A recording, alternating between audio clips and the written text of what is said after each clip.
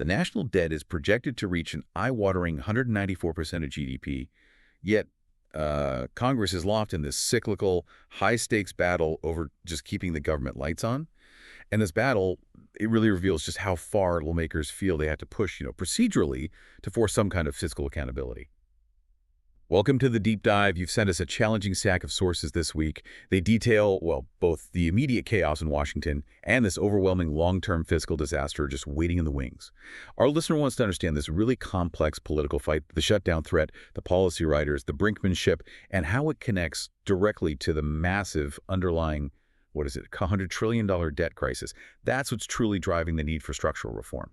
It really is the ultimate Washington paradox, isn't it? We're watching this scorched earth political fight over billions of discretionary spending. Meanwhile, you've got trillions in mandatory spending just running completely on autopilot, unchecked, day after day. Okay, let's try and unpack this, maybe a 90-second news hook to set the stage. The deadline for a funding bill is, well, it feels like it's always looming, right? And when Congress fails to act, we face the prospect of a partial government shutdown.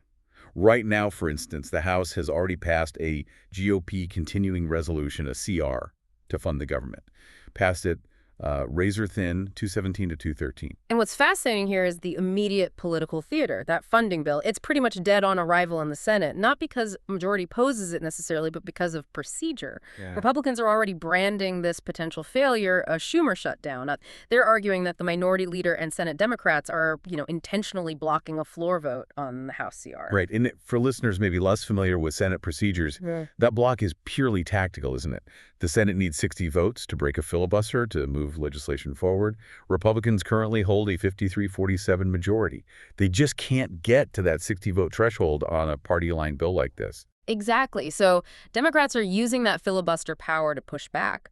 Senator Schumer's stated reason, he says the GOP bill is a partisan bill because it lacked Democrat input. Republicans naturally fire back. They argue the opposition's resistance is borderline pathological and has no purpose other than opposing the current administration. It's pure political framing on both sides. And it's not just Republicans playing this leverage game. Democrats, apparently emboldened by polling suggesting they should take a firmer stand, they're holding the line too, pushing for their own policy demands like extending those enhanced Obamacare premium subsidies, undoing certain Medicaid cuts. It's just the reality of funding brinkmanship, isn't it? Every side uses a deadline to fight for their policy goals. Which brings us to the core conservative strategy in these funding fights. This isn't just about spending levels, not really. It's about the conscious use of the constitutional power of the purse. They see the threat of a temporary funding lapse as a vital means, sometimes maybe even an end in itself, to force major policy changes and to curb what the sources we looked at frequently call the woke and weaponized federal government. So they're essentially saying, we won't fund the bureaucracy unless it changes how it operates. Yeah. Okay, what are the key policy riders they're demanding? Things attached to the funding bill. There seem to be three sort of non-negotiable pillars driving this particular fight based on the sources. Yeah, the first one is huge, border security. They're demanding the president sign something equivalent to H.R. 2, which is basically a detailed plan to reform asylum laws, massively increase enforcement. The goal, according to these sources, is achieving demonstrable near-zero results for border flow. The argument from conservatives is simple. Just throwing money at the border is useless without policy changes to end things like catch and release. That makes sense. Policy has to come before spending, or spending doesn't work. Okay, the second demand.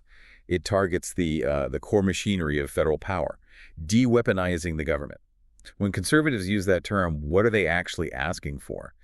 It sounds like demanding policies that specifically defang the DOJ and the FBI and what they see as woke culture and diversity initiatives in the military, and prohibit any new COVID mandates or lockdowns. Right. The feeling captured in the sources is that large parts of the federal bureaucracy are seen as actively waging a kind of political war on citizens. And the final demand. It's simply spending reduction, demanding a return to pre-COVID spending levels across the discretionary budget. The conservative argument seems to be voting to fund the bureaucracy without these structural anti-weaponization reforms. Well, it's basically like rubber stamping the very practices they oppose. Okay, so that gives us the context for the immediate political fight, the fight over billions.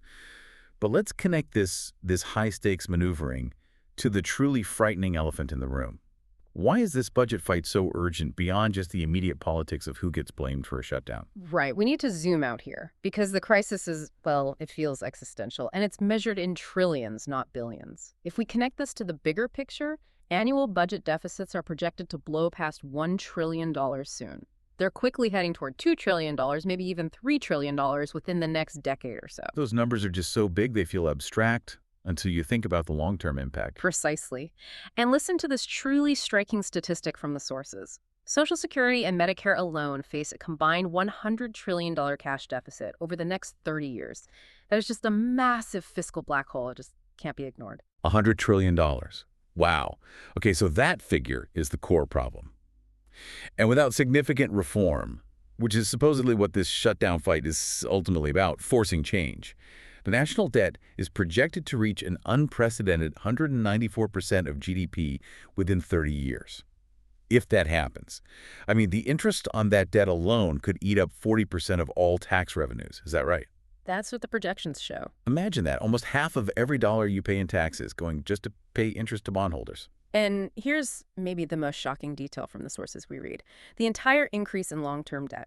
It comes exclusively from surging Social Security, Medicare, and other government healthcare spending. These costs have just ballooned. They're projected to hit 15.5% of GDP by 2048. And what really stands out is that if you exclude those entitlements, the rest of the federal budget is actually projected to run a surplus over the next 30 years. Wait, hang on. You're saying if we somehow stabilize Social Security and Medicare, the rest of the federal budget is actually financially sound? That completely changes the frame of the political argument, doesn't it? It absolutely does. And it raises the obvious question. Why are these programs growing so fast? It's pure demographics, really, the entitlement trap.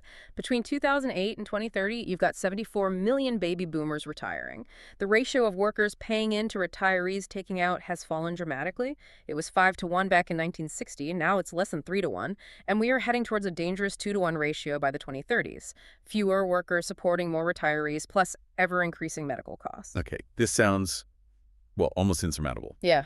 But you mentioned a blueprint exists. The learner needs to know that there are serious detailed plans on the table. Our sources lay out a specific 30-year blueprint. It's designed to stabilize the national debt at a more manageable 95% of GDP by 2048. And it requires a specific formula. 6.0% of GDP in net savings, split decisively, 70% from spending cuts and 30% from new taxes. Is that right? That's the formula. And this plan, it gains some credibility because it seems to reject the political fantasies that often paralyze Washington.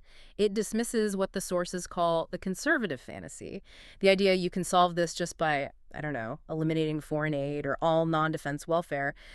That just doesn't raise enough money to close a $100 trillion gap. And crucially, it also avoids the liberal fantasy, which assumes you can fund everything just by taxing the rich into oblivion. Our sources show pretty clearly that even huge taxes on the wealthiest only raise relatively small percentages of GDP. They can't close this massive structural gap on their own. Exactly. So the blueprint focuses cuts squarely on the drivers, Social Security and Medicare. But importantly, it tries to do it in a way that's maybe politically achievable because it protects the most vulnerable. Okay, let's look at the specifics then. For Social Security, which yields about 1.2% of GDP in savings in this plan, what are the politically painful but necessary steps? Well, the biggest reform is gradually raising the full benefit retirement age from 67 up to 69 by 2030. It also significantly limits the growth of benefits, but not for everyone, only for the highest earning 60% of new retirees. So, for example, seniors with high income would get a significantly limited cost of living increase, maybe none at all. But, critically, the plan protects the lowest income 40% of seniors from any benefit reductions whatsoever. That seems like maybe the only path forward. Addressing the growth rate for those who can better afford it. Okay, what about Medicare? That accounts for 1.5% of GDP in savings. For Medicare, the plan tries to introduce more market efficiency. It implements a premium support system for Parts A and B, modeled apparently after the successful Part D prescription drug program.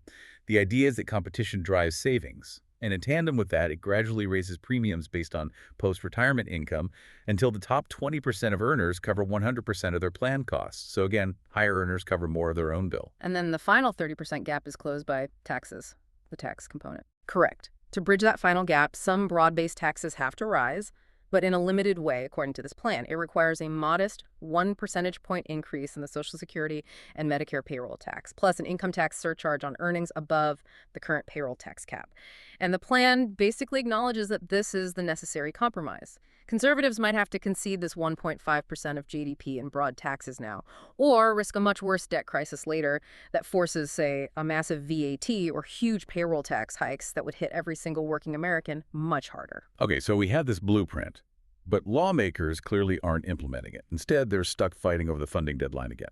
Why is the conservative argument for pushing the shutdown fight so intense if everyone sort of knows the real problem is entitlements down the road? Because, from their perspective, as laid out in the sources, avoiding the fight means just perpetuating the status quo they object to.